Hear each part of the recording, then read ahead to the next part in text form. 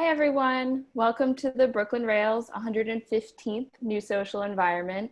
My name is Catherine and I have the pleasure and privilege of being your MC today for a conversation with Gina Beavers and EJ Hauser. We're also thrilled to have the poet Laura Jaramillo with us, who will read to close today's program.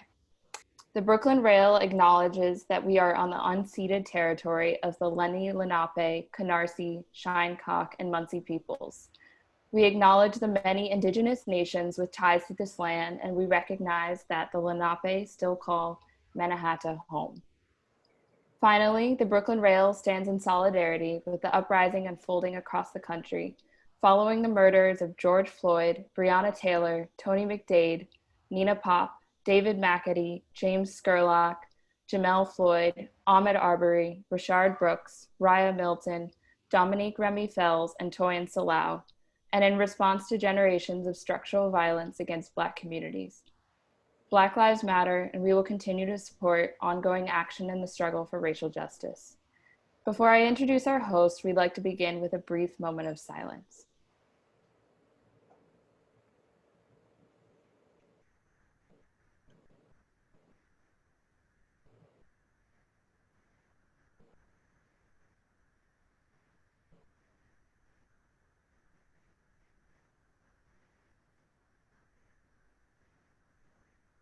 Thank you. And now to introduce today's host. EJ Hauser is a painter and an adjunct assistant professor of visual arts at Columbia University in the graduate department. Her paintings are both graphic and open to interpretation, teetering between iconography and something familiar yet abstract.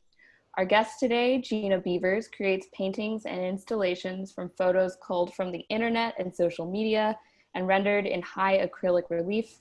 Her first show with Marian Boesky Gallery is opening on September 15th.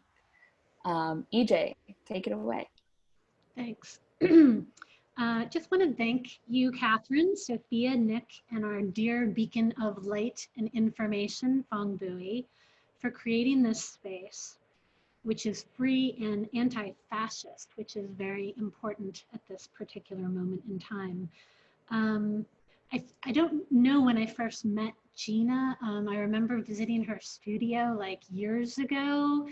And I remember sitting like at a 4-by-8 foot table and talking with you and watching you work. I feel like there's so many places we could start today, but I really did want to start with your show that's opening September 15th at Marian Boesky. And correct me if I'm wrong, somewhere I got that you have 24 new works in this show. Yeah, I think that's the number. It's somewhere between 20 and 24. I can't, something like that, yeah. A lot. And 2 of them are like the biggest pieces you've ever made, 6-foot-by-8 foot pieces. Yeah. And the name of the show is World War Me. And I just thought maybe like beginning with that title might be a wonderful place to start. Yeah, so there's a meme, a joke actually by a comedian that I saw on Twitter. Matthew Ray is the name of the comedian.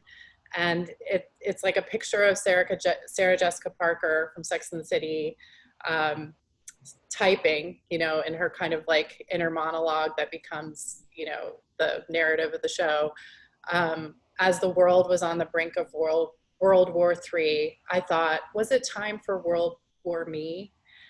Which is kind of a very classically, you know, phrased for her.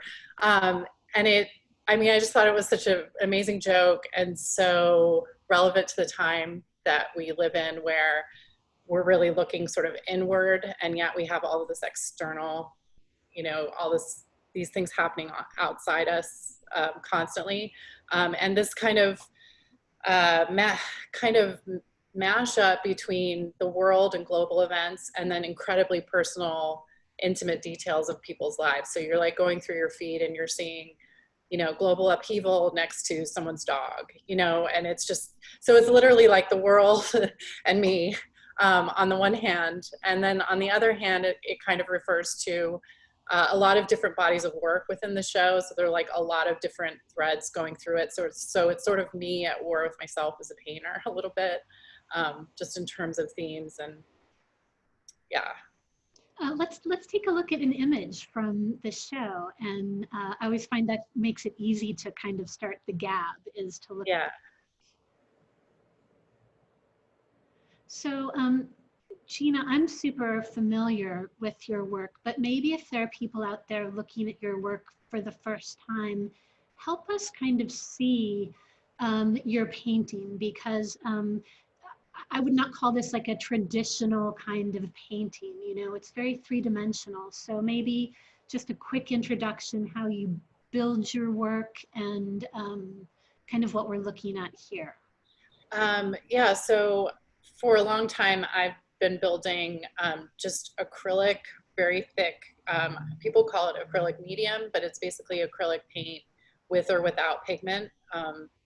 And I've been making so that the surfaces appear three-dimensional. And then more recently, because I had made a few that were, say, 6 by 6 feet, just acrylic paint that weighed hundreds of pounds. And so more recently, I started to incorporate foam in the larger pieces just to make it a little bit more light. And then the foam allows like a lot more dimension as well. So the larger kind of foam pieces have more relief in them.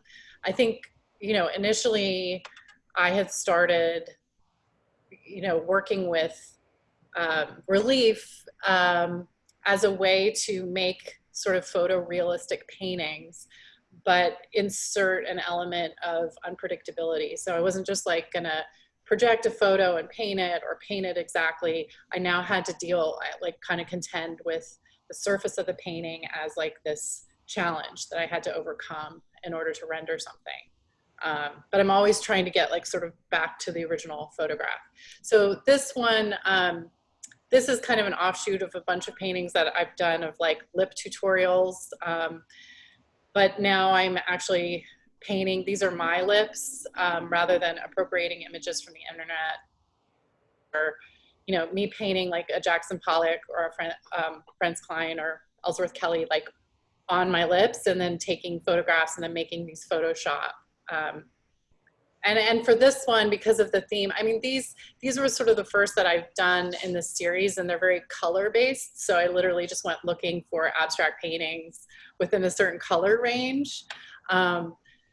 But yeah, they're, you know, they're not super well painted because they're actually like on my lips. Yeah.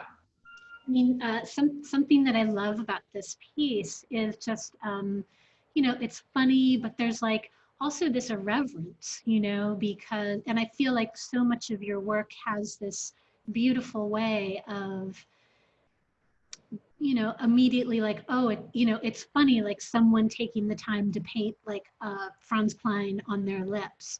But I also kind of kept thinking about like,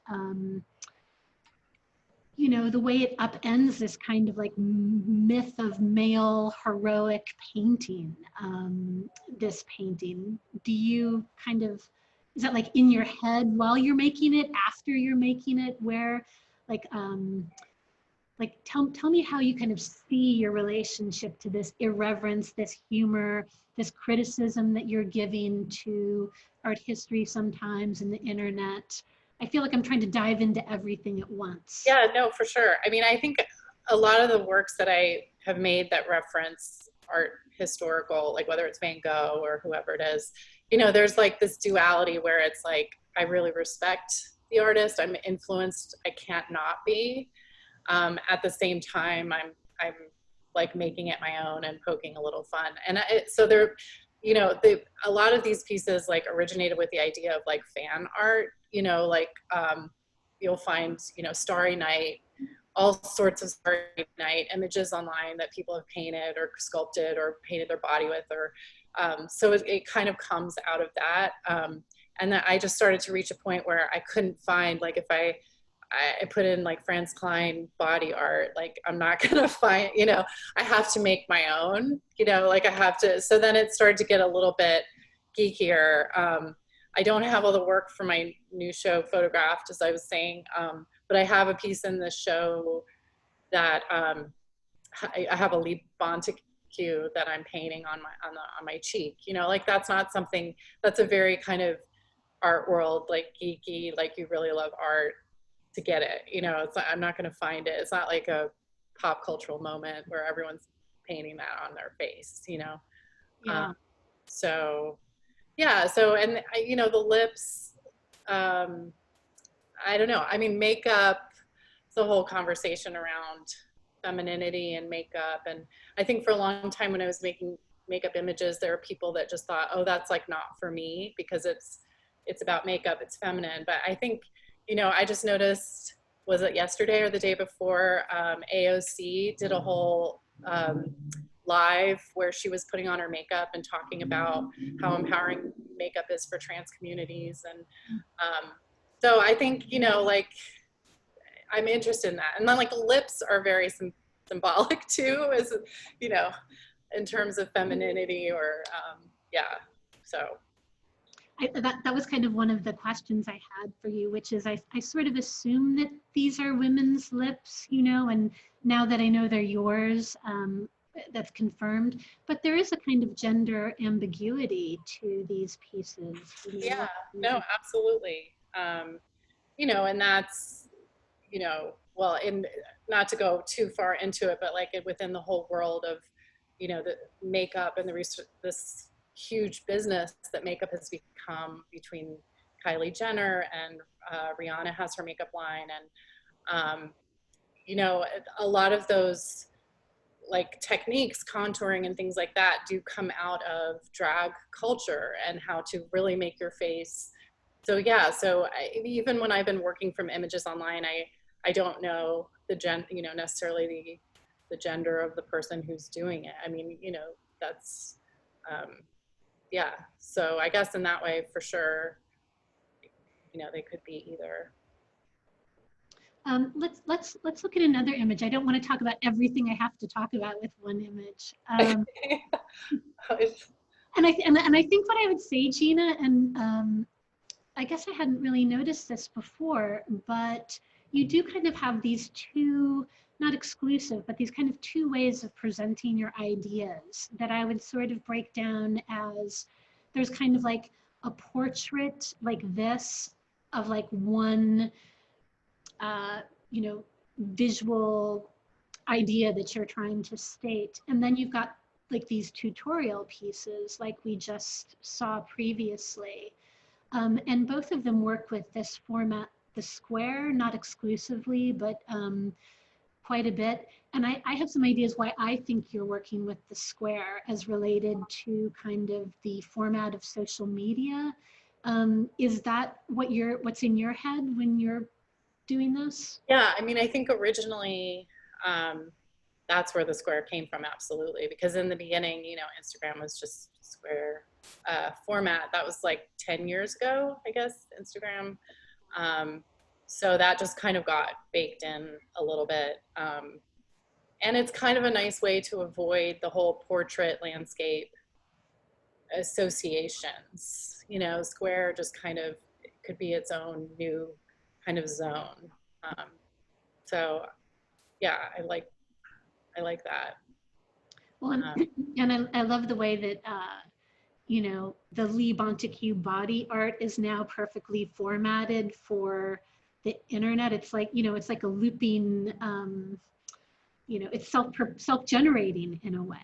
In terms of, I remember hearing you talk about doing searches under the hashtag food porn when you first started working with this kind of like these food-based images. Yeah, I mean, it's so interesting because like that hashtag just exploded from 10 million to like 30 to 50 million, and it was so global. You know, it expanded with, I think, everyone getting smartphones, but like the food that you would see would come from everywhere with every possible language. So that was just really cool to me, and I like the idea that people were like looking at their food and kind of sharing it, but also potentially showing off, you know, especially I would say in the West, it's kind of like a way to be like, ooh, look what I made, or look at this restaurant I went to. So it's very self-congratulatory. But then also the people, you know, just with the camera are making these like incredibly interesting compositions. based in what knowledge, whether it's advertising or they've seen, you know, still life painting, I don't know, but I think that's also really interesting to me. Yeah. We are both Gen Xers, you and I. And so one of the things I know about you is that when you started making artwork, you were making artwork in like a pre-digital, pre-internet kind of age. And I think that you've got such like what I would call, or at least the way I understand it, is like a very intuitive and thorough way of researching your subject matter currently, and very much utilizing the internet for that. Would you say that the way that you researched image making in a pre-internet era had like similarities to the way that you do research now? Yeah, and you know, it's really funny. It was, I would take copies of the Village Voice. I lived in Virginia, in Charlottesville, but I like got the Village Voice, the newspaper delivered to me, and I would like go through there, you know, any kind of like images I could find in the newspaper, and I would like I would take images. I mean, I think, yeah, so that part of it is, you know, like looking at media and repurposing it for sure. I mean, that, you know, that has remained pretty constant. So you have source books from the 90s? I have what? You have like source books of images from the 90s? Well, I mean, I have the works themselves. I don't know. I might have some boxes of like cutouts from the Village Voice and, you know, different things that, or from the local newspaper. I took from, I mean, it's crazy to me.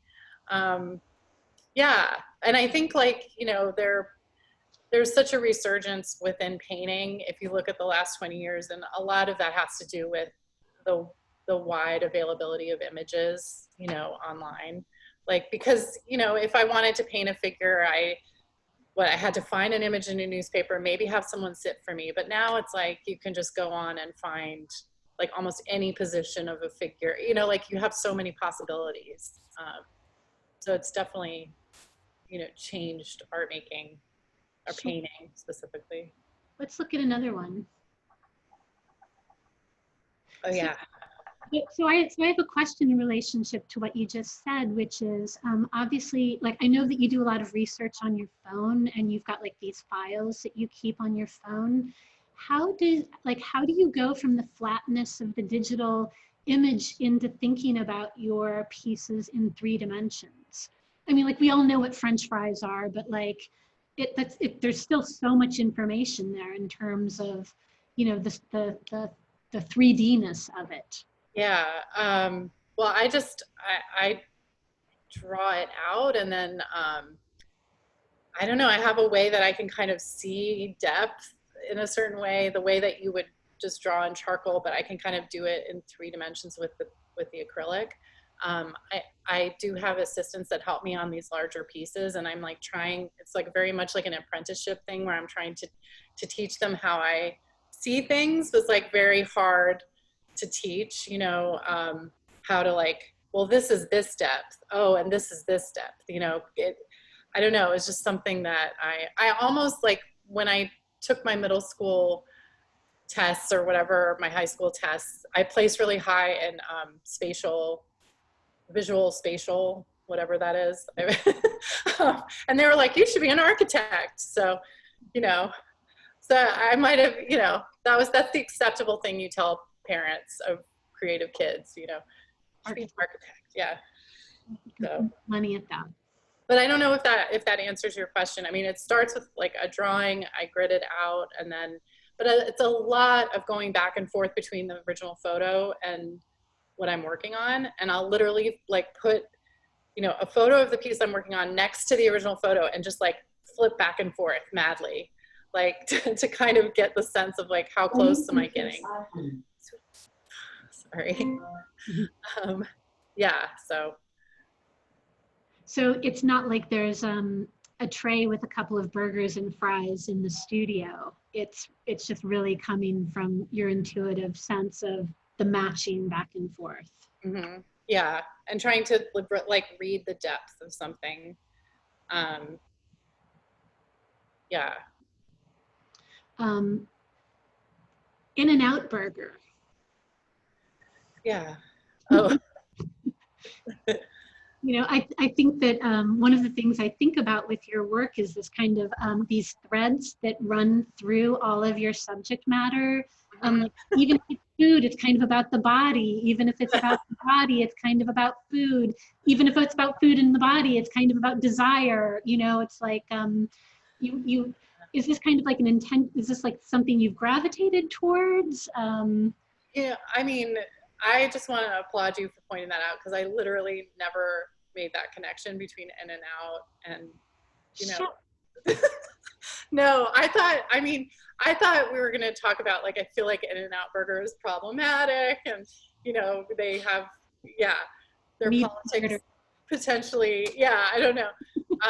But that's amazing. I had never thought about that. I mean, I think there's a certain era with my work where I have like a lobster roll, I have In-N-Out, I have chicken and waffles and different things that were very buzzy and sort of, you know, less than 10 years ago food culture, you know, like things that were kind of innovative in terms, you know, terms of dining out, or you know, foodies have sort of taken over the world. So these are just like little moments from that, I think.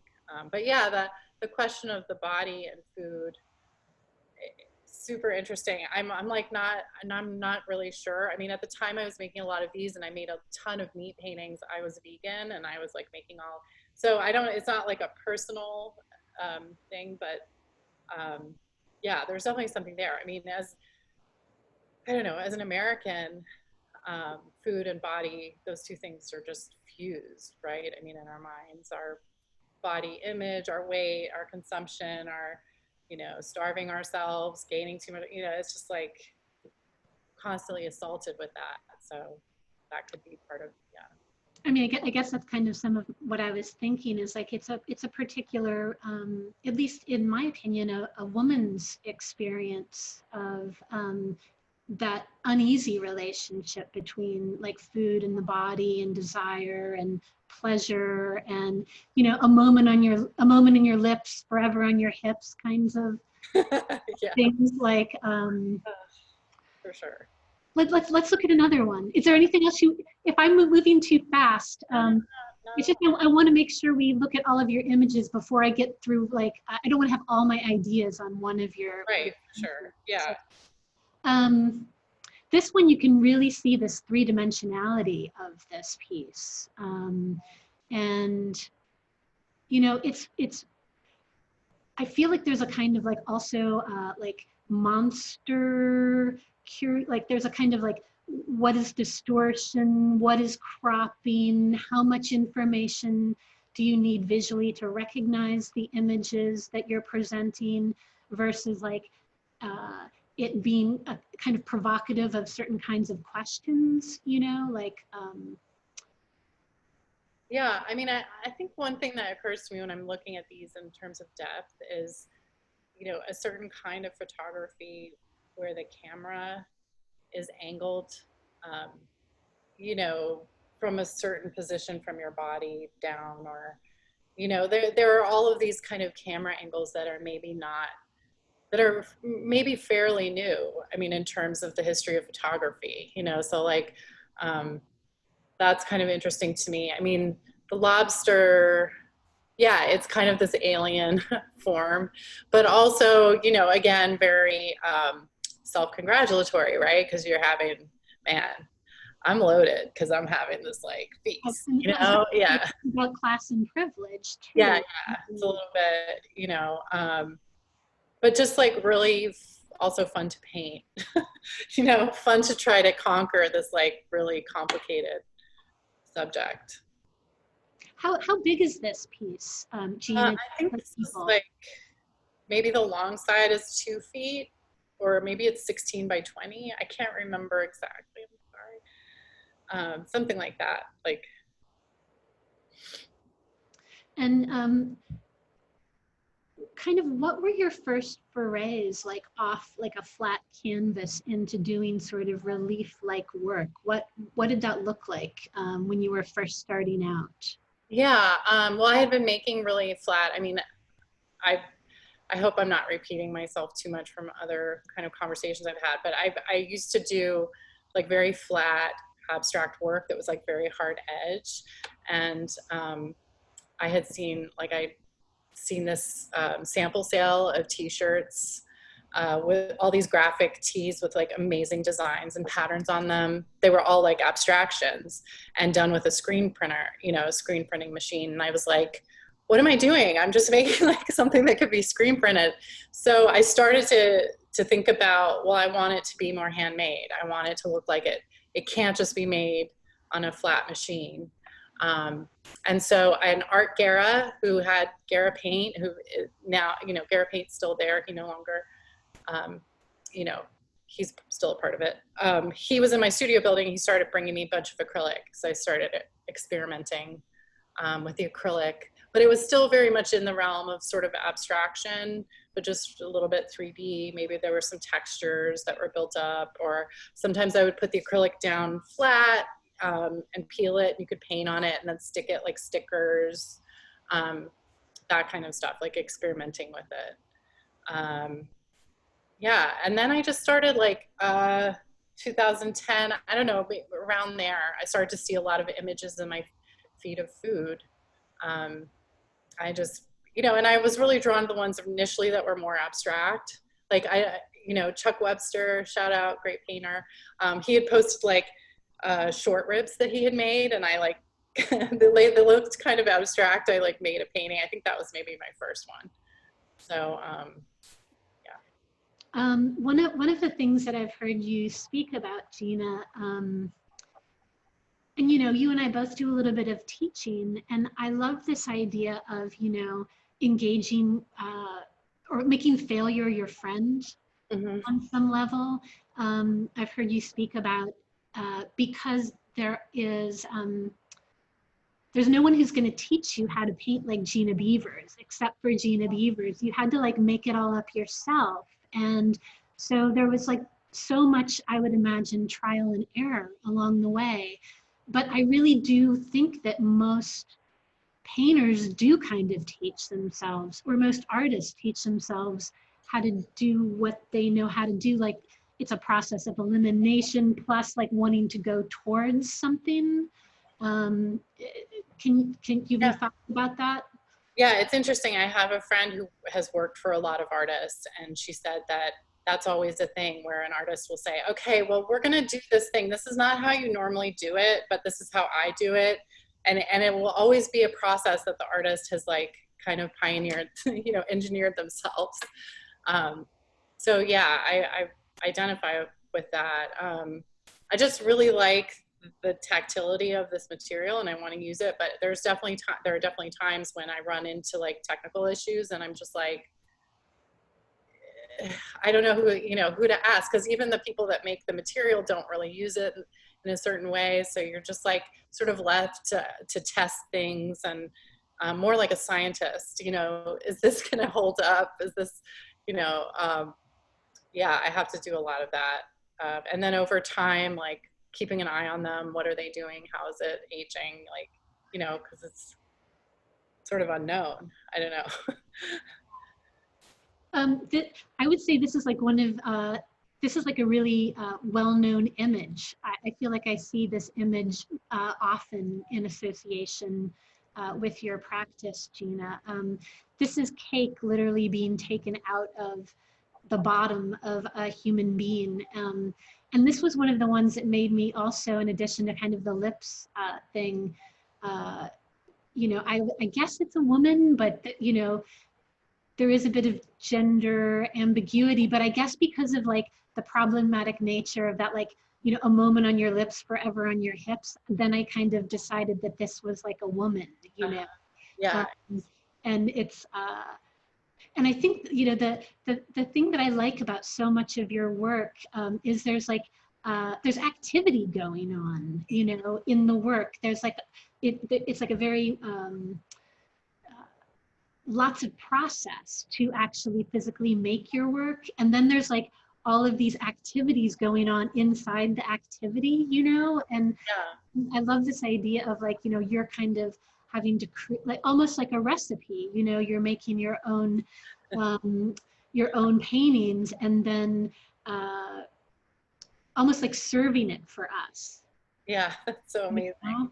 Yeah, I mean, I think there, yeah, there's like an animated quality to them. I mean, I took animation in grad school, was really into comic books, like underground comics as well. So I do like this like narrative kind of animated aspect.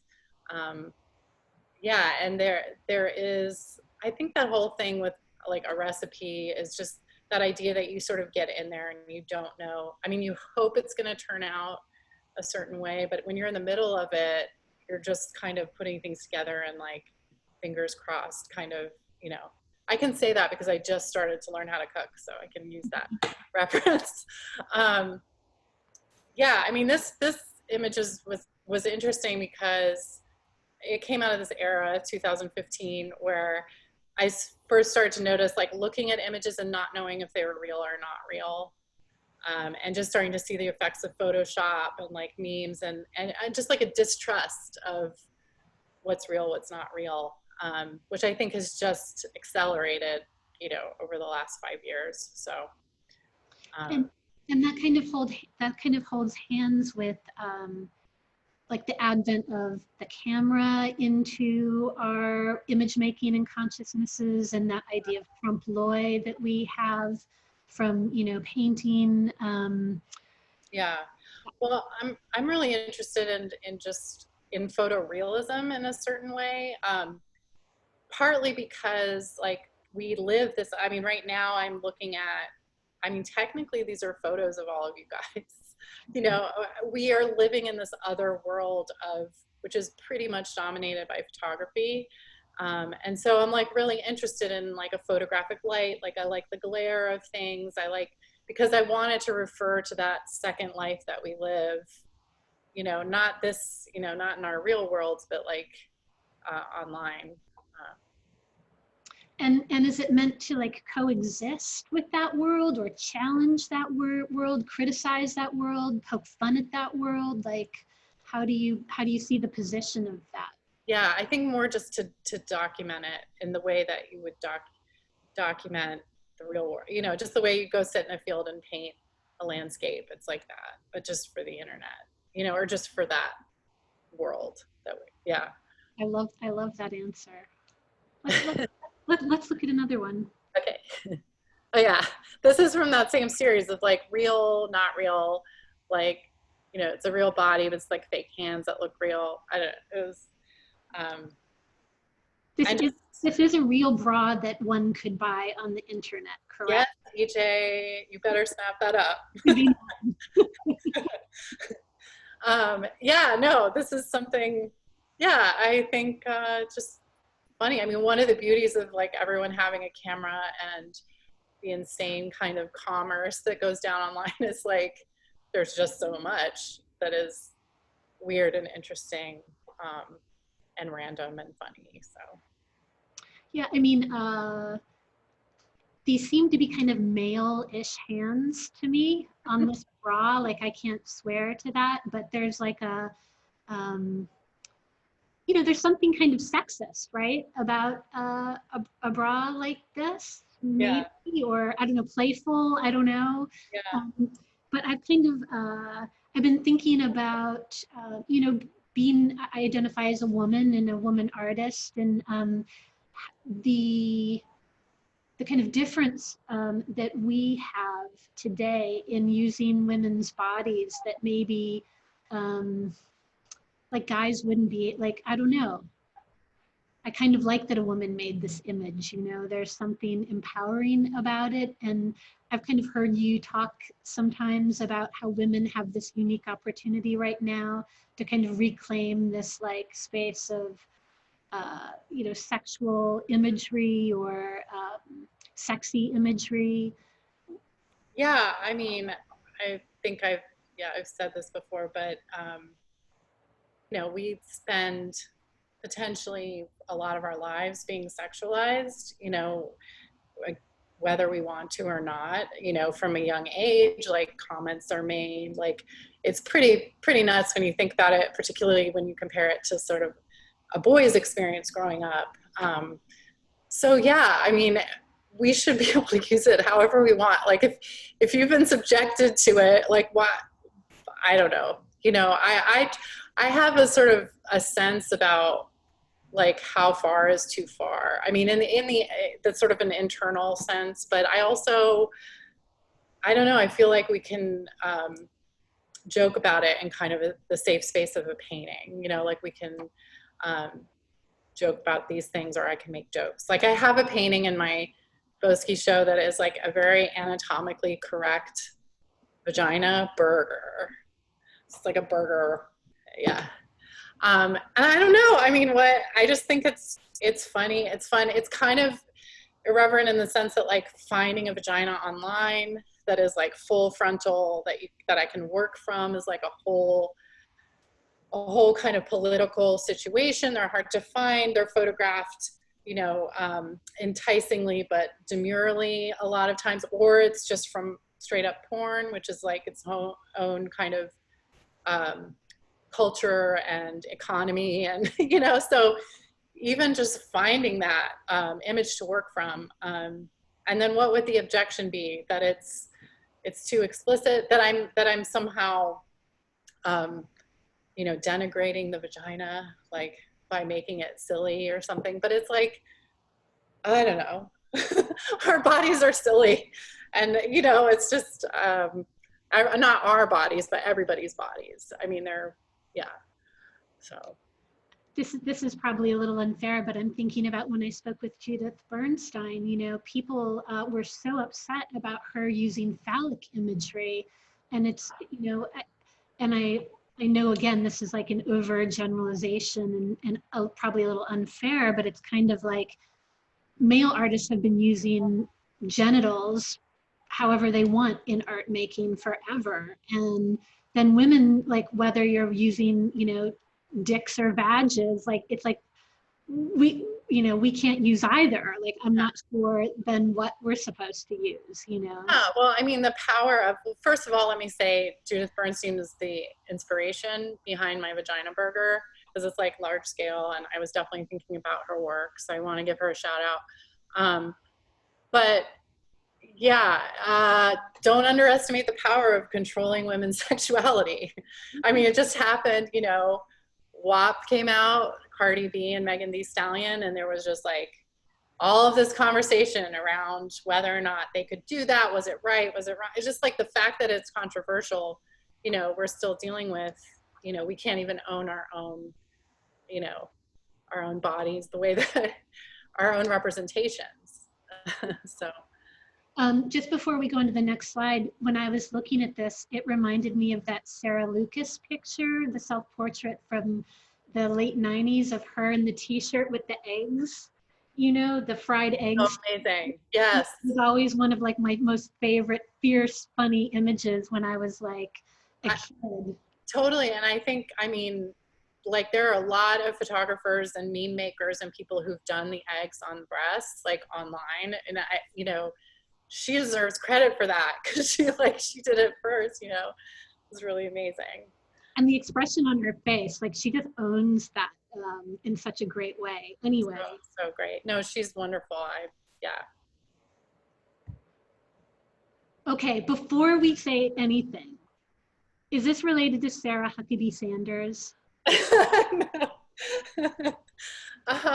Well, this it's like a criticism. Okay, well, it's 2014. It's even before her. I didn't know the date before. But it's amazing. But I mean, the fervor over that joke, which was like such a perfect joke about her smoky eye. Yeah, no, this was just something that started to appear, and like makeup tutorials started to appear around this time in my feed, and I just got really into the idea that the painting is drawing and painting itself while it's like looking at you. It wants you to like it. So yeah, that's kind of where this whole body work started, with just this image. Well, and I love that the makeup tutorials are about transformation, which I just think is such like a foundational part of art making. And I love this idea that, like, you know, you're teaching yourself how to make your art in service of this person teaching themselves how to make their smoky eye, you know? It's like, I don't know, like all of the right intentions to bring this into fruition, I feel like are going along the way in these tutorial pieces. Yeah, well, and this gets back to the idea of like, you know, the restaurant goer with the camera. This is like sort of a creative community of people online as well, that I'm sort of interested in their creativity.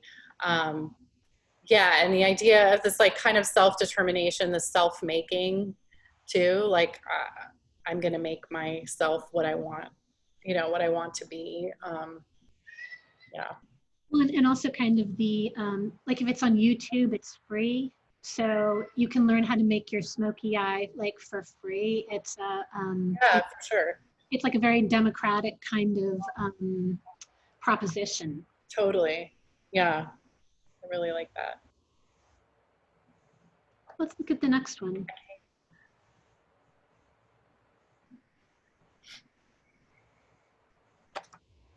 Yeah, so I started to get really into this world. And I discovered that I liked images that had like the fingers in it as well, the shadows. This one is actually all acrylic, so it's pretty heavy. It's, yeah. It's a large one.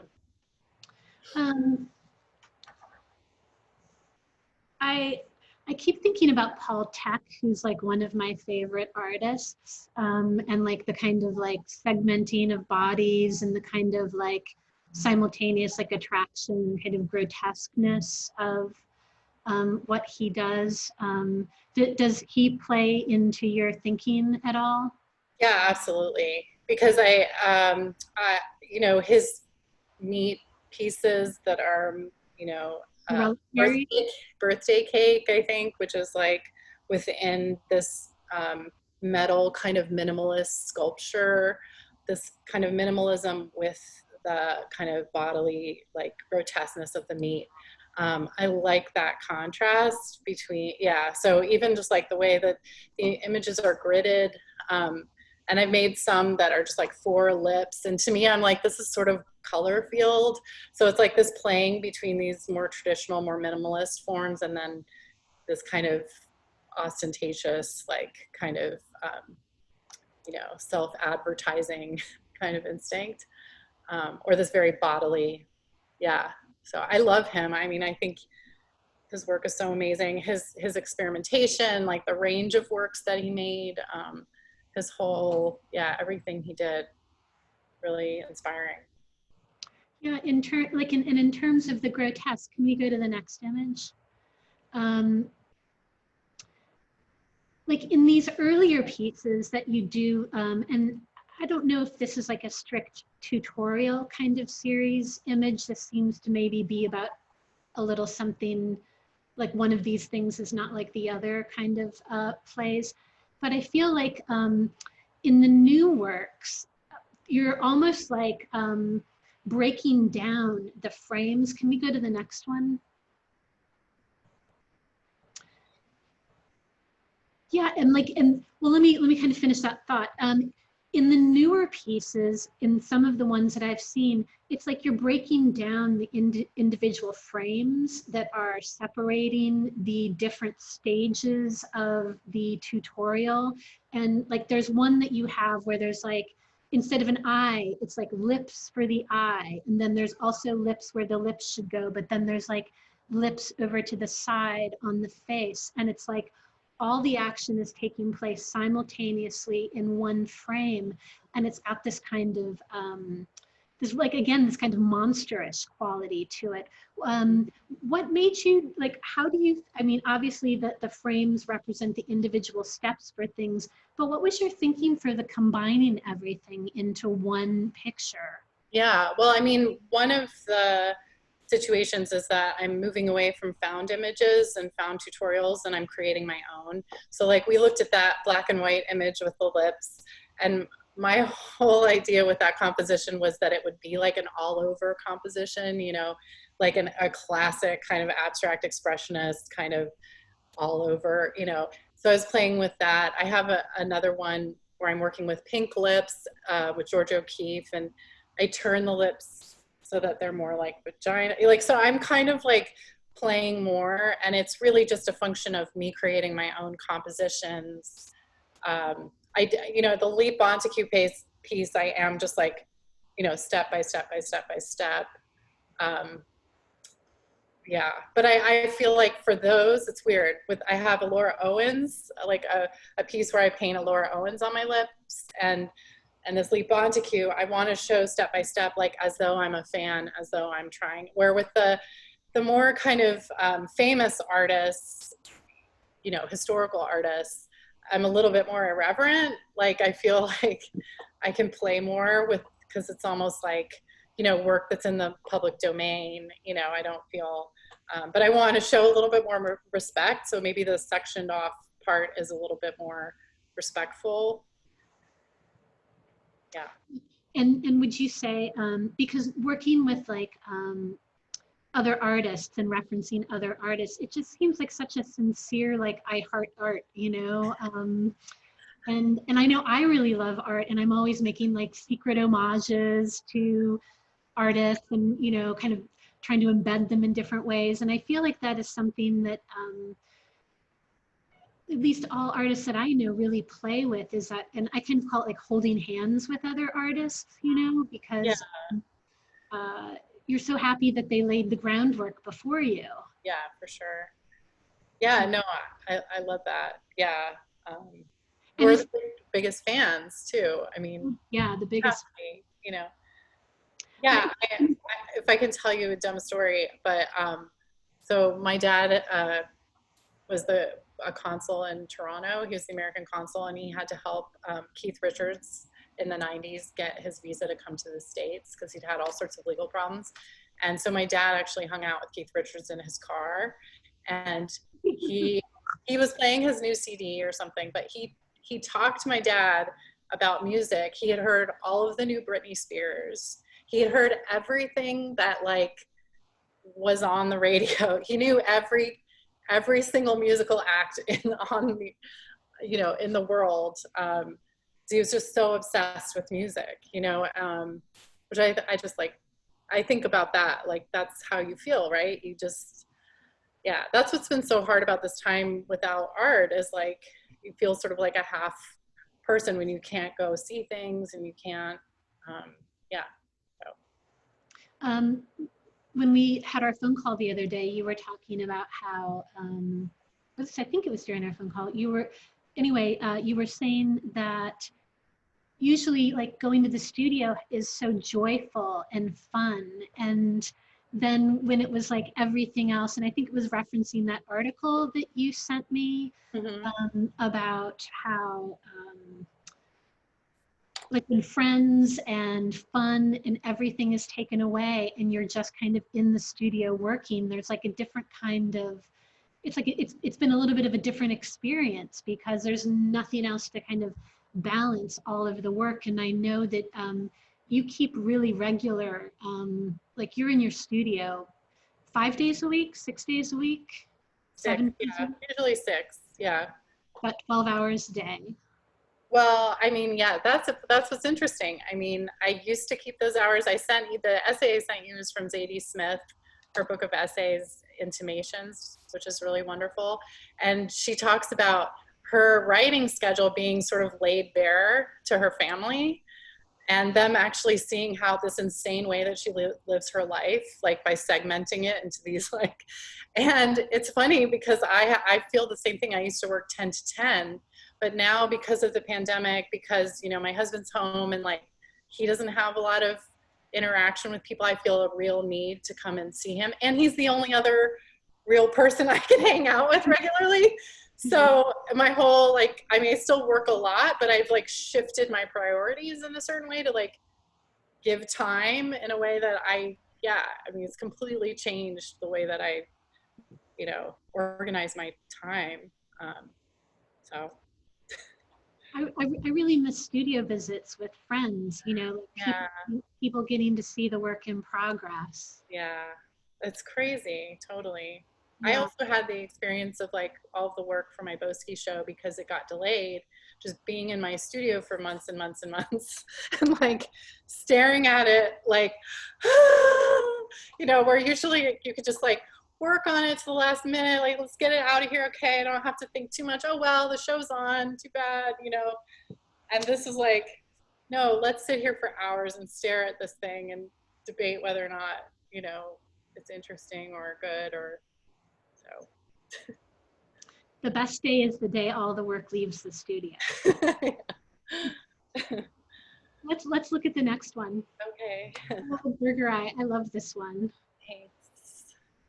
Was this one of the first kind of like, I don't know if like cross-pollinated or melded, you know, between the body and the food pieces that you did? Yeah, I think so. I mean, I've started to do that a lot more, where I'm referencing kind of these things are starting to cross-pollinate a lot. And I kind of think of it as it's that way that you're constantly, you know, you spend half your time online or in on social media looking at yourself. I mean, I hope I'm not the only person who does that, but like, you know, so that space is also about you in this way, that where you're constantly looking back at earlier work or earlier versions of yourself. So that yeah, for sure. And I also think, you know, this was at a time when I was super fascinated with makeup and all of the kind of costume makeup and like insane things you can find online that go away from sort of beauty makeup and towards something really wild and cool, you know. So yeah. Researching your work taught me what a vajazzle is. You're welcome. Thank you.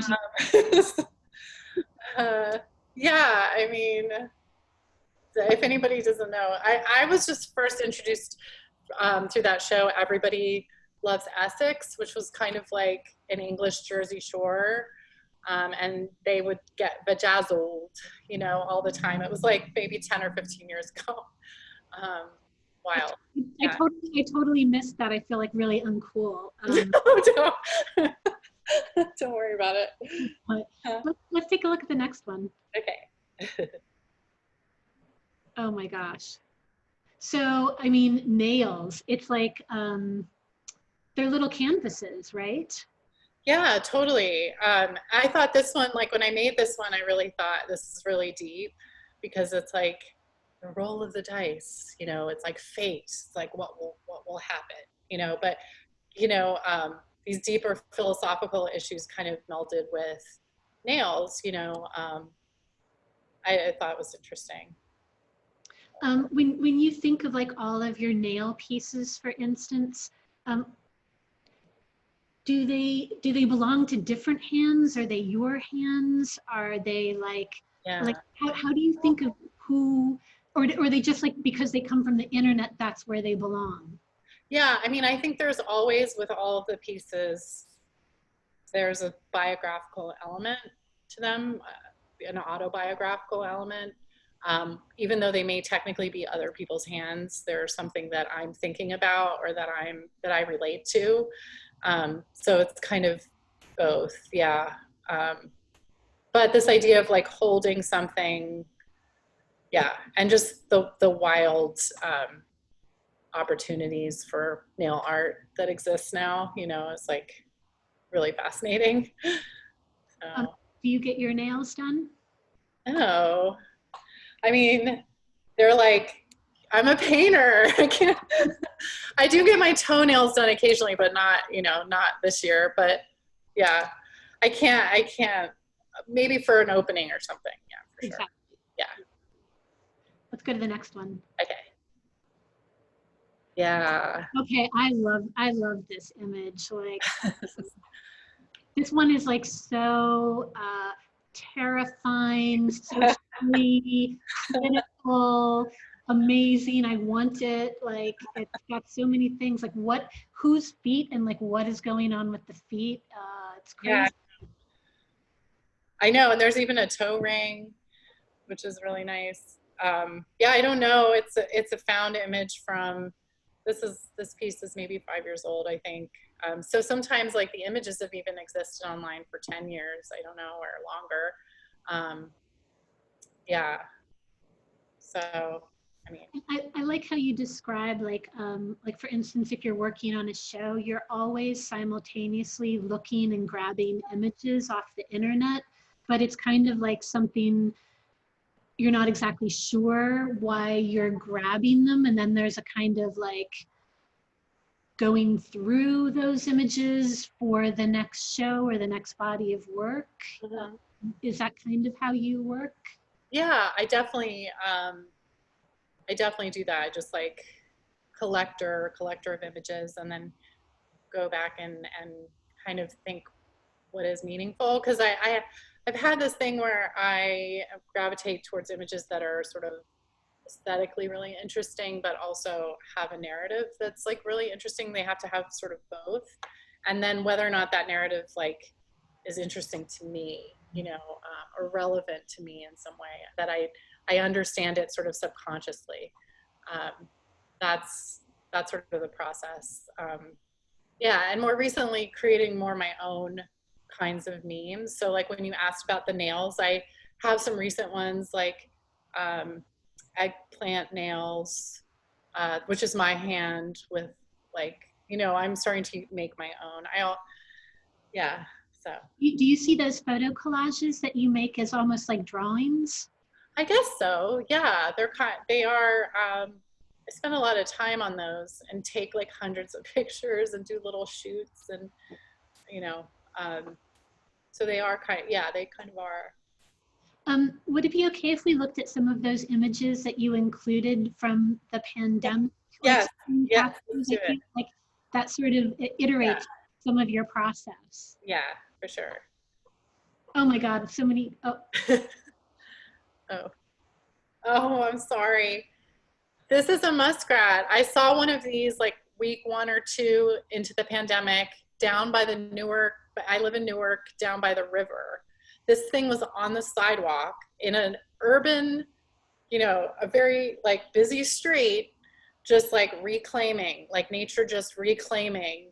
So I had to put that in there because I did a whole Googling thing, like, what did I just see? Like, I've never seen an animal like that. I feel like these set of images that you included for today's presentation could be like the first few pages of a book about images that will in 10 years like be this trigger for us all to really feel what it was like to be indoors, like, you know, reading these stories of like there's dolphins in the Venice Canal, and right. So it's some more of these really amazing images. And it also, Gina, made me realize like how much time we've actually been existing in this state. Like it feels very long and very timeless and short simultaneously. No, it's true. I mean, I felt really like sad. I was like overcome with this kind of sadness going back, like looking through my photos during that time. Because it's all either just like selfies or like things I've saved. Like there's no like, you know, I'm not hanging out with friends. I'm not doing it. And then of course the backdrop of all of this like horrific death and happening in the background. It's just like, I had such a sad sense going back, looking at my photos. So. And people send me images like this. Like this I think is probably Nail Sunny or one of those big nail sites, and friends and other artists will just send me stuff. So someone sent me this. Some of these, like especially some of these nail pictures have kind of like when you go to the state fair and you look at cakes, you know, like all of the cake decorating that's going on. Yeah, for sure. Oh, cakes. Yeah, I mean, there's a whole other. I've made a bunch of cake body tutorial paintings as well, because I think that's super interesting, you know, that whole creative community. And all of the shows, there's like reality shows, there's like Cake Boss. Like, I actually think I would, you know, like we watched Nailed It on Netflix with Nicole Byer, and I'm like, I think I could do that, because that's a lot of fondant, you know, and a lot of sculpting and stuff. I'm like, I wonder if I could do that cooking show just because of the kind of work I make.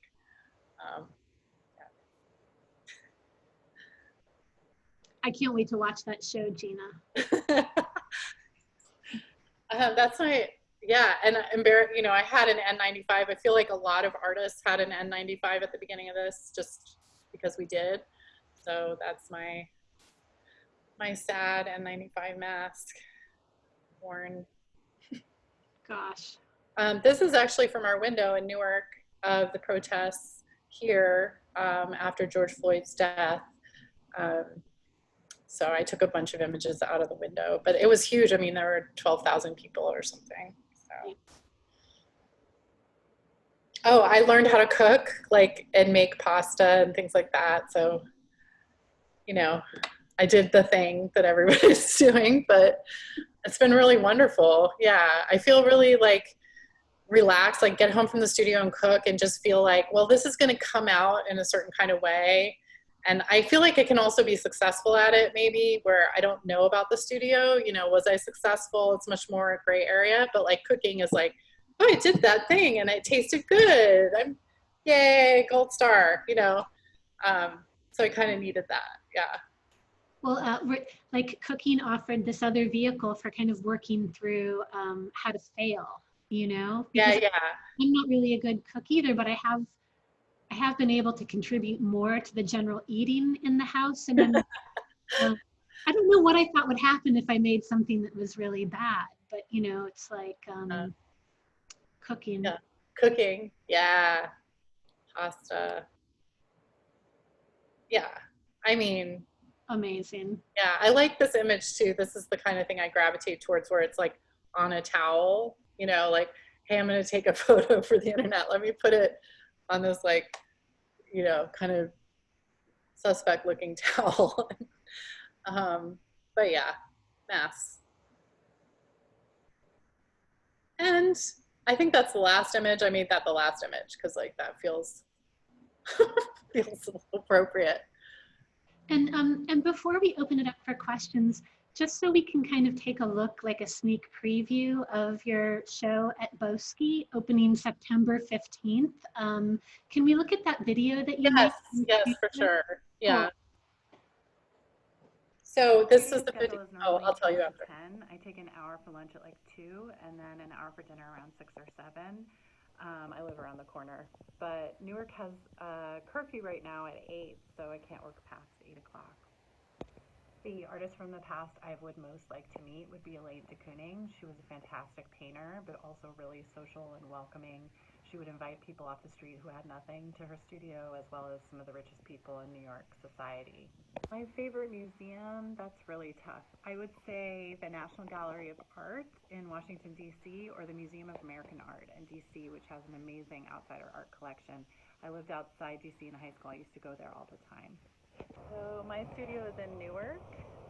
I have a storefront. You can see here I have the gate down a little bit.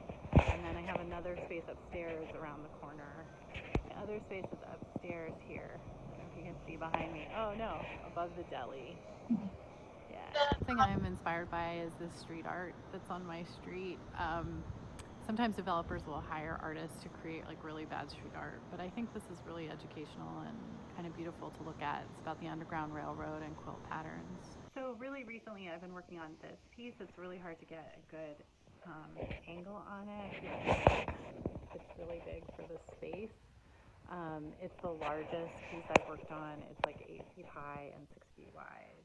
So I'm excited about this new series I'm working on where I'm painting famous works of art onto my lips and creating these compositions with brushes that are reminiscent of makeup tutorials.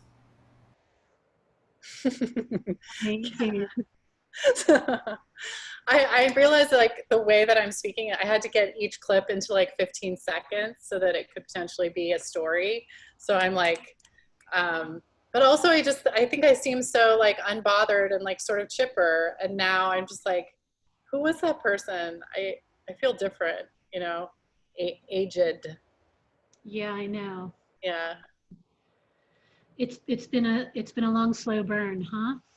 Yeah, for sure. Would friends describe you as funny, Gina?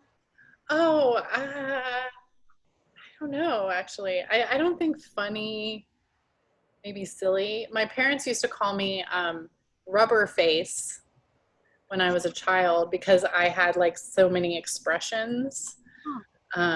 So I guess like that was pretty entertaining. I don't know. Yeah.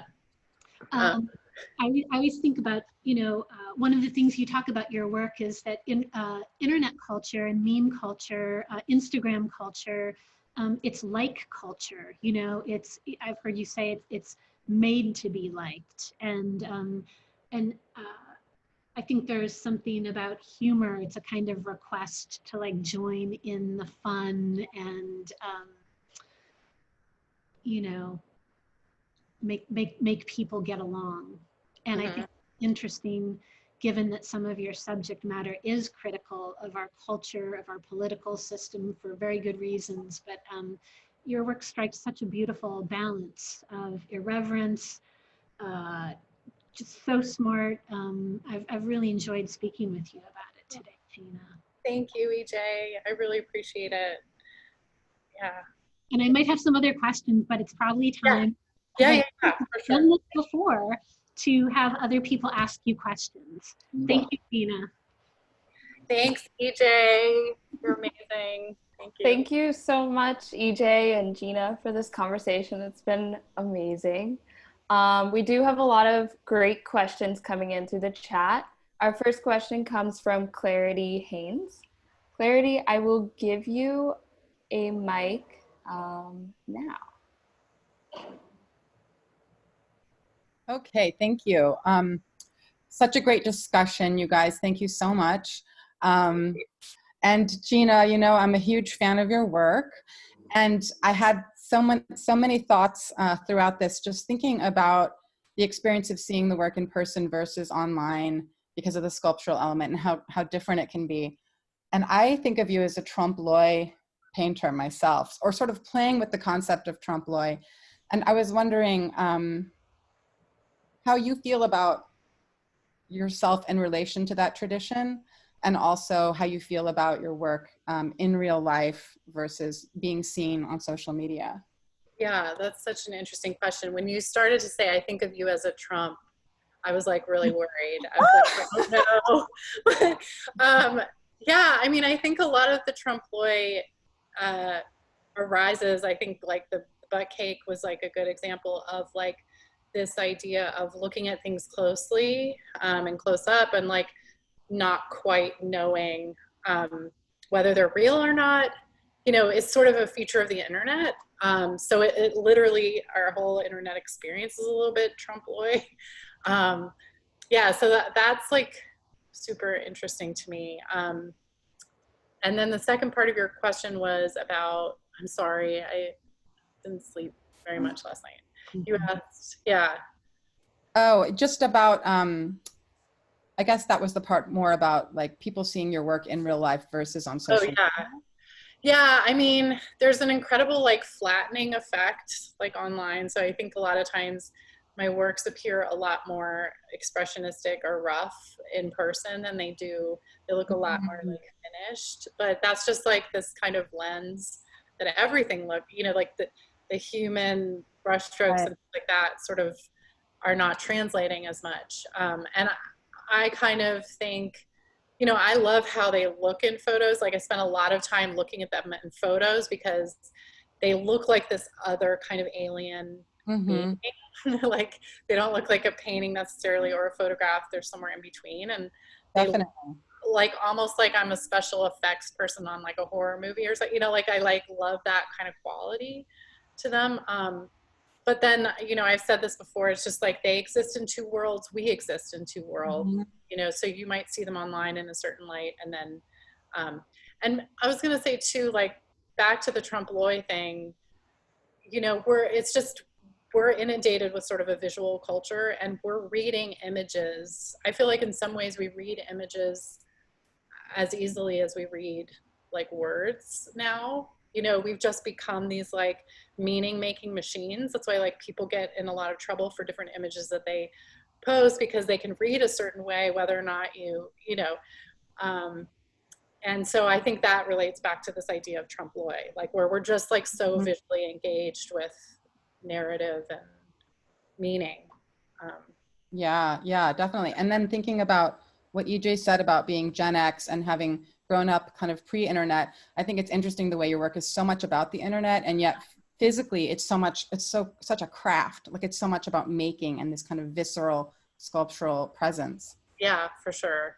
Yeah, I mean, I still remember like my sister, who's technically Gen X, but she's right on the cusp of millennial Gen X, and she was like on a chat room like in the 90s, and I was like hiding in my bed like, oh my God, you're talking to someone, what? Like I was, you know, I remember like someone in grad school, because I was at the Art Institute in like 2000, like asking me for a JPEG, and I was like, oh my God, that sounds so like futuristic, you know, like it's like, you know, so it's definitely weird to have like one leg on one side and one on the other.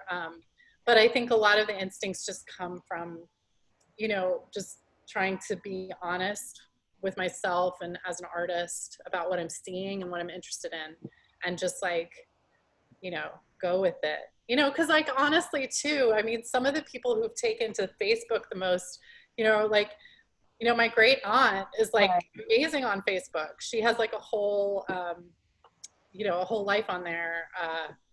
She's great. Yeah. So, I mean, yeah. Thank you. Yeah. Thanks, Clarity. So nice to see you. Thank you, Clarity. Our next question comes from Liz Marcus. Liz, I will pass you a mic now. Hey, Hi, Liz. How's it going? good, EJ. It's so great to see you, and it was so great to see your work, and I wish I was going to be in New York for your show, because when I saw, you know, I had seen your work in person here and there, but when I saw the PS1 show, to see all of it in one place and in person, so you can really see the physicality of it. And like, I have two sort of like, they're not really questions, they're sort of like, I always think of this, like especially with that lobster painting, I just couldn't, like I can't wrap my mind around how photorealist they are, like, or with the nails, like you get with the money nails, you get the glare on the nails, or the crazy perspective of lobster, and yet they're physically super tactile, and you're not like trying to smooth out the acrylic either. And like, I can't wrap my head around how you can have both in one painting. Do you know what I mean? Yeah, that's interesting. I mean, I really, you know, I'm trying so much for the image, the original image. Like I'm sort of like, it's like my boss, and I'm trying to get as close as I can to the original. That's the impetus, and then the acrylic is sort of in there to kind of run interference and make it a little difficult. But because it's this like goal of mine, then I spend a lot of time on like glares, and that's why also the work is really hard to photograph, because it has glares painted into it. So photographers are like, okay, I have to make this completely matte in order to get, you know, like it's confusing, but yeah. Yeah, they photoshopped the glare out of your nail. Yes, that's happened. Yeah. And then my other, I don't know why, ever since I saw the show in New York, I always think, well, I always think of the pop artists, especially the ones who were building, like actually making sculptures. I grew up in Buffalo, and the Albright Knox has an incredible pop art collection. I think I once talked to you about Marisol sculptures, or I'm gonna forget everybody right now, or George Siegel. But I always think about, there's some connection with that and the Serendipity restaurant in New York. And do you know the Warhol hangout, Serendipity? No. You should go there as soon as you get the shot in your arm with the vaccine, because I think there's something very Gina Beavers about it. You can at least Google images of it, and but it might be something about the lighting in there. Something about it is, you have to go and then tell me what it is. I'm thinking. Okay. Yeah, I'm excited. Yeah, and I mean the pop artists. I mean, I have really fond memories of seeing like Oldenburgs and like soft sculptures. And also they did the store at MoMA, which 10 years ago, something like that. And I love those. Yeah, I love that era. And, you know, and as a naive pop artist, when Instagram was first starting, I was like, well, I'll take this image, I'll take this image, you know. Nobody was on Instagram. It was like this free for all. And then now it's like, well, you have to be a little bit more careful. Those are proprietary. It's like a whole thing in a way that, you know, I always thought, well, pop art, you just take the ads, you know. But yeah, so. You could back then, probably. Yeah, I mean, yeah. Well, they wouldn't just, I guess, be disseminated in the same way that they are now, you know, like, so. Yeah. But thanks, Gina. Congratulations. Thank you so Love much you. for your comments. You too. Thank you. Okay, so our third question comes from Beatrice. I will pass you a mic now. Hi, can you hear me? Yes. Yeah. Great, thank you. Well, first of all, thank you so much for this. In a time of such isolation, it feels like such a gift to be a part of conversations like this. Gina, you talked a little bit about your kind of experimental material processes and how you have a really kind of firm understanding of some of them, like a deep understanding of the material. And then you mentioned that there are some processes that, you know, you discover them, they're exciting, and you're not super sure of their longevity or their kind of like archivalness. Could you talk about how you make that decision between continuing to explore, you know, those really exciting unknown places and the practicality of making work like you do? Yeah, I think that's a really great question. I mean, I think like when you're making stuff, you just have to kind of make it, and then all of that other stuff comes later. But I think, you know, the places where I have run into questions where I want to go look things up is like, how long does it take 6 inches of acrylic to dry? Or any technical issues that have come, like if I stand a piece up too quickly, you know, will it slide? Or it doesn't slide right away, but 2 months later it slides a little, you know, like there are all of these like technical things that I don't really know. I just have to sort of observe over time and try to figure it out. I know with the material that I use, I do have a piece in a museum collection where they asked if they could put it in a glass frame or in a plastic frame to kind of protect it from the air, because they were concerned about the acrylic eroding over time. But I also have been lucky enough to go to the Whitney Conservation Department with a group of artists and kind of be introduced to their processes there. And they're like, you know, turning a former, say like plaster, you know, contemporary sculpture that's falling apart.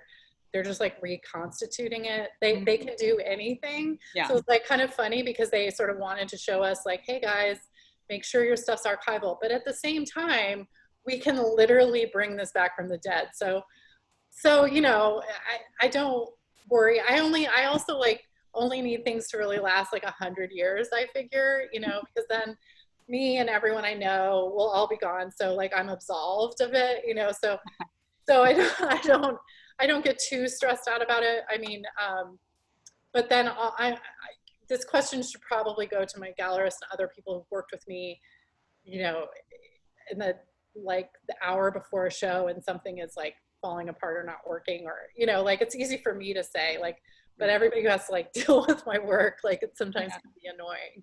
Yeah. So. No, I love that. Thank you. Yeah, absolutely. Thank you. Thank you.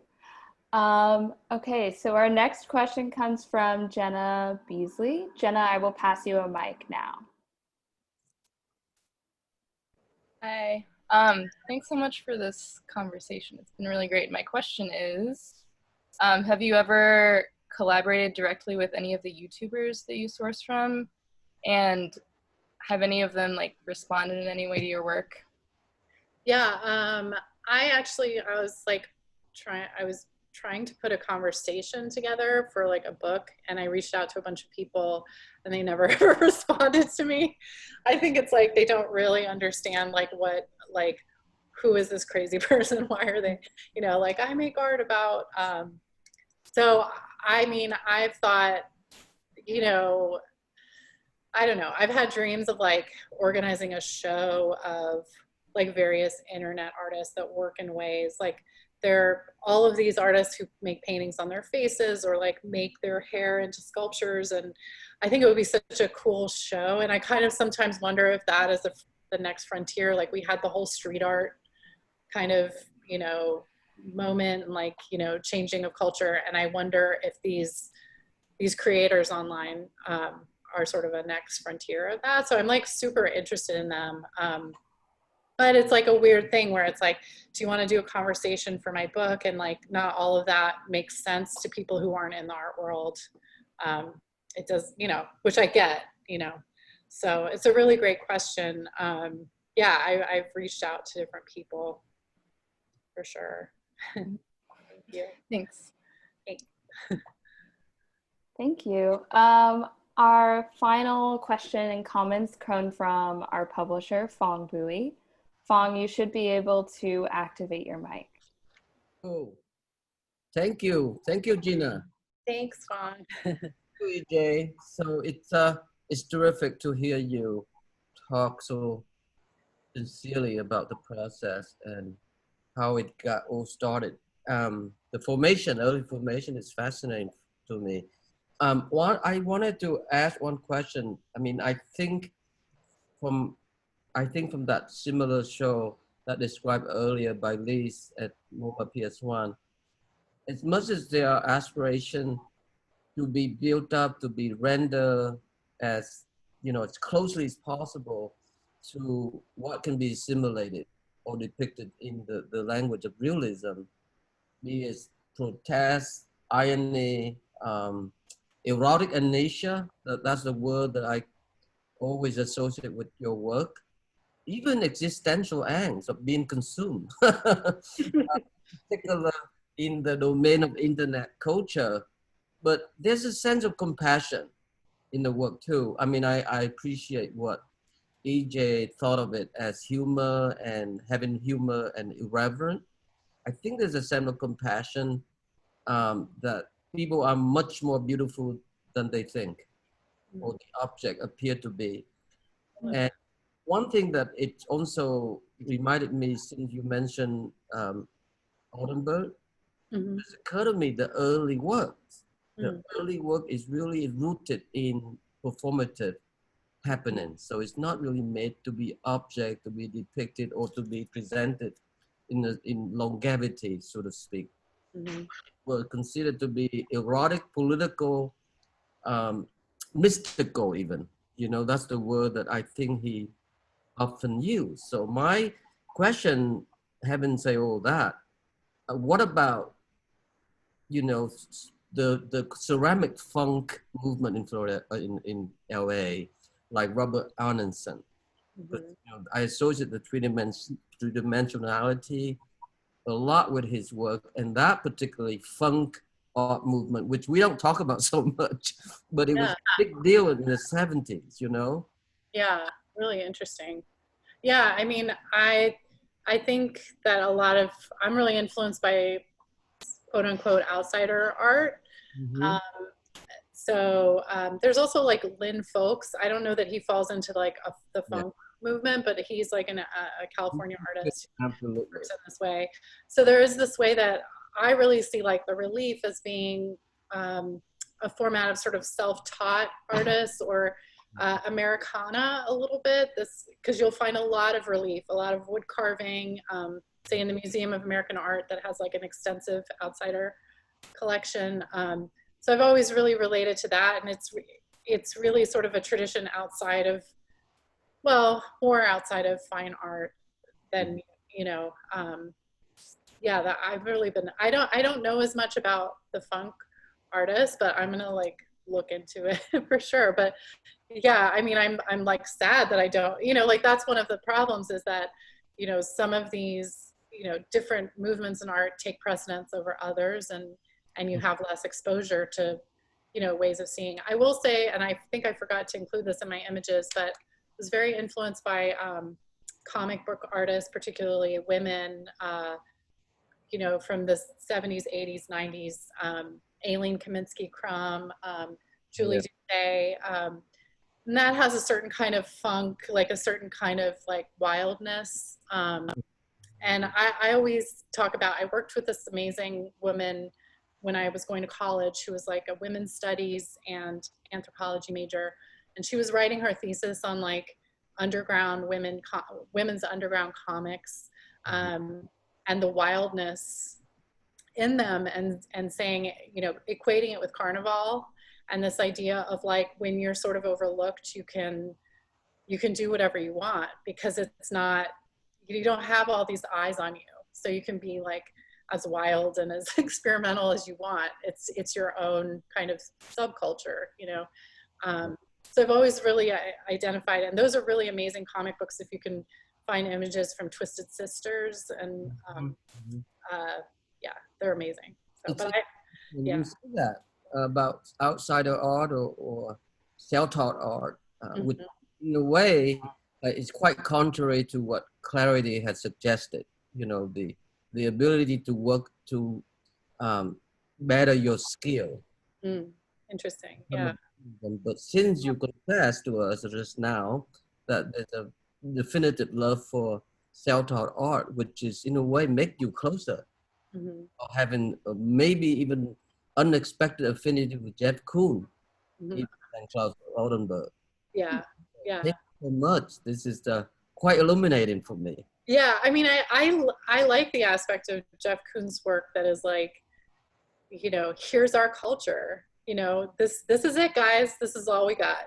It's like, I sometimes include his piece. He did like one of his inflatables, pool toys in, what is it? What's the big French, castle, Marie Antoinette, Versailles.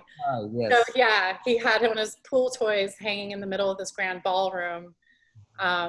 It's just like, an American facing Europe and just saying, look, this is it. This is our culture. But, I have an anthropology major. I think like all culture is good culture. I mean, it works for who it works for, So that's my favorite aspect to his work, is that kind of like, well, American fish meeting Rococo art in France is not that really different. Exactly. The time spent maybe it is, but in terms of aesthetic, absolutely. Thank you, Gina. Thank you so much, Fong. I really appreciate it. Thanks, Fong. Thank you, Fong, and thank you, EJ and Gina, for this wonderful conversation. It's been so great. So at the Rail, we have a tradition of ending all of our lunches with a poem, and we've carried that tradition into these community events. Today, I'm thrilled to welcome the poet Laura Jaramillo to the stage. Laura Jaramillo is a poet and critic from Queens, living in Durham, North Carolina. She is the author of several books, including Material Girl and Making Water, forthcoming in 2021. Her writings have appeared in Jump Cut, Feminist Media Histories, and the Brooklyn Rail. Laura, you should be able to activate your mic now. Yeah, can you hear me? Yes. Hey everyone, thank you so much to Catherine and Anselm for having me, and thank you to EJ and Gina for the really interesting conversation. It's really felicitous that I got paired with this event, because aside from being a poet, a big part of my criticism is very interested in internet cultures, and particularly women's internet cultures. And so there were just a lot of interesting resonances. But one thing, I'm gonna read a poem from my book, Making Water, and it's just the opening poem. And so something interesting to note that picks up on this thread that we've been talking about kind of women's internet culture being kind of on the avant-garde and having this kind of generativity that sometimes even art, kind of gallery art follows. is that a lot of this book is about the transition from living in a city to being in car culture. And I felt at first when I moved down here to North Carolina that I was kind of missing that generativity. And so I think things like ASMR and makeup tutorials and things like this really filled that void, and that kind of a kind of way that culture generates itself very, very rapidly, both in urban spaces and on the internet. And so there's a kind of shadow content behind all of these poems that's really about that culture. And I provided, I sent it a little late, so I'm not sure if it came through, but I sent Catherine both a link to my website, which has a bunch of my writings on them, and then a link to a piece I did about ASMR, which if you're interested in kind of women's internet cultures, could be really an interesting thing to think about in conjunction with Gina's paintings, which are so interesting. So anyway, that's my spiel, and I'm gonna read the opening poem if it pops up on my computer. Sorry, this is always the issue with, okay, there it is. Okay, quarry. There's a will to drown consumer electronics that's distinct from revolution. Local kids smoke spliffs and cliff jump the quarry. To have perhaps re-encountered yourself in anger, natural as infancy in water. It doesn't smell, so somehow circulates quietly through generosity and impermanence against the law, which is summer. So for some reason, this is having, okay. There really is no discernible bottom. They describe people they desired as present or so present. Edged by jagged rocks and slime, the middle is sun traversing evening water. A pat description of beauty is that which cannot last. This empire's lumber is sadness, saplings and weed. Afternoon's boredom, bodily anarchy. The Eno winds through landlocked towns to loop around the empire of mosquitoes. Sorry, this piece, I'm gonna just switch to my phone because the scroll on my I think my computer can't handle having a PDF open and scrolling at the same time as Zoom. So it'll just be easier on my phone. Okay. Hang